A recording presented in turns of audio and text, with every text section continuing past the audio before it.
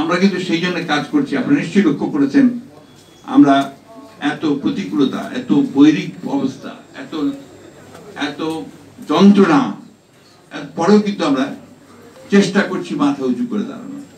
আমরা চেষ্টা করছি মানুষের সমস্যাগুলোকে সামনে নিয়ে আসার। এটা তো রাষ্ট্র নেই। আজকেই বললেন, কালকেই বই বলছিলেন, মান্না বলছিলেন, এটা তো এখন আপনি রাষ্ট্র বলতে পারেন না। এটা একটা পৈতৃক সম্পত্তির জমিদারিতে পরিণত হয়েছে। তাদের যা ইচ্ছা তারা তাই করবে, সেভাবে তারা করে যাচ্ছেন। কারণটা কি হয়েছে?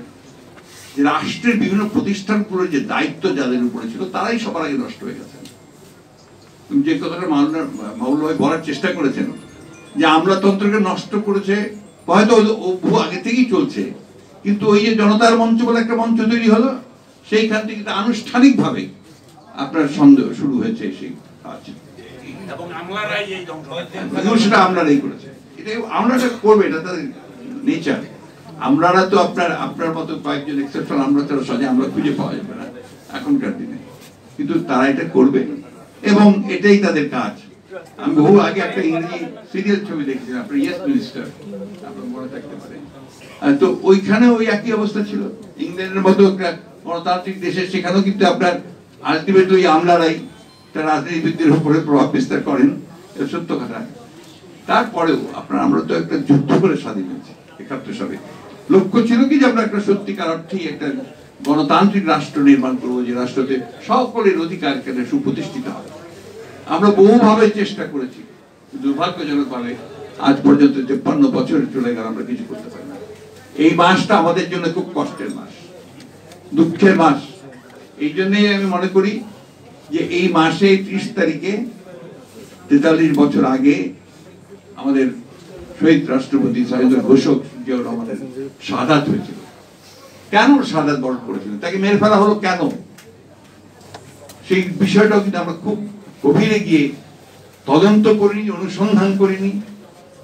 এই বিষয়গুলো সব গোটা জাতির জানা দরকার।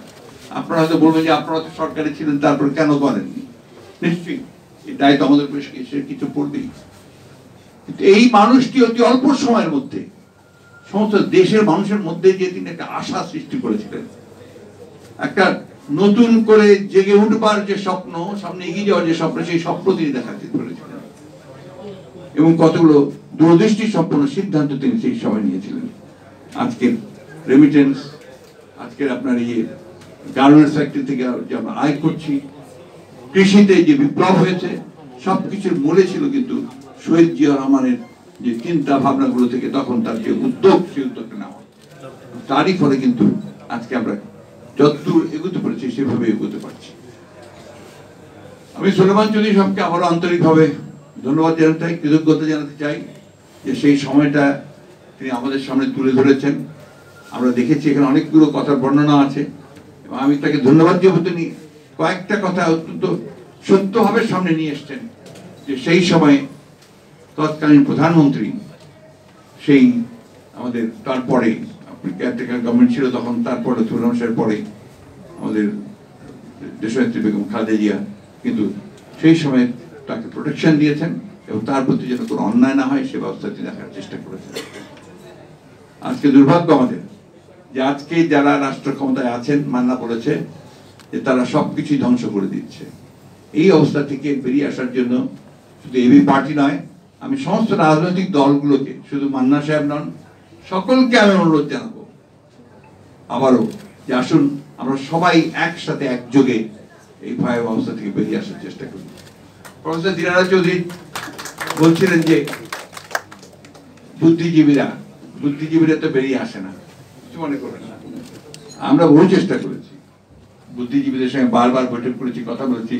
বুদ্ধিজীবীরা তো এখন আপনারা একটু দয়া দাক্ষিণ্য পেলে হয়ে যান, তারা একদম বিগলিত হয়ে যান। একটা আপনার প্রজেক্ট অথবা একটা ভালো পজিশন, একটা ভালো চাকরি পেলে তো তারা, অথবা কোনো একটা আপনার একটা পত্রিকার মালিক হয়ে যান, অনেকে আবার টেলিভিশন চ্যানেলেরও মালিক হয়ে যান, নিজের পক্ষে একটা ব্যাংকের চেয়ারম্যান হয়ে যান। এটা প্রায় হচ্ছে না আজকাল। তো সেই জন্য বুদ্ধিজীবীদেরও আপনার সেইভাবে এগিয়ে আসতে হবে। এই কথা বলেন ভালো। আসলে আমাদের এই যে যারা আমরা রাজনীতি করছি, মান্না বলেন, আমি সরাসরি ভাবে। এখন এবি চৌধুরী, সুলেমান চৌধুরী সাহেব করছেন, মঞ্জু সাহেব করছেন। আমাদের কিন্তু স্টেক কম না, আমরা সেগুলোকে জয় করে কিন্তু এগিয়ে যাওয়ার চেষ্টা করছি। আপনারা আসুন, সবাই আসুন, দেশটাকে আমরা বাঁচাই। সবাই আসুন, যে দেশটা আমরা আমাদের স্বাধীনতার জন্য তৈরি করেছিলাম সেই দেশটাকে আমরা রক্ষা করি। আমি আপনাদেরকে আবারও ধন্যবাদ জানাতে চাই আয়োজকদেরকে, আমাকে এখানে আপনারা ডেকে নিয়ে এসে আমাকে একটা সুযোগ দিয়েছেন আপনাদের ভালো কথা শুনবার জন্য, এবং সেই সঙ্গে আপনার এই বইটা পেয়ে আমি কিছুটা উপকৃত হয়েছি। ধন্যবাদ আপনাদেরকে। অনেক অনেক ধন্যবাদ আজকের অনুষ্ঠানের প্রধান অতিথি। আমরা ধন্যবাদ জানাচ্ছি প্রিন্সিপাল এম এ মোনায়েমকে, যিনি একজন শিক্ষাবিদ।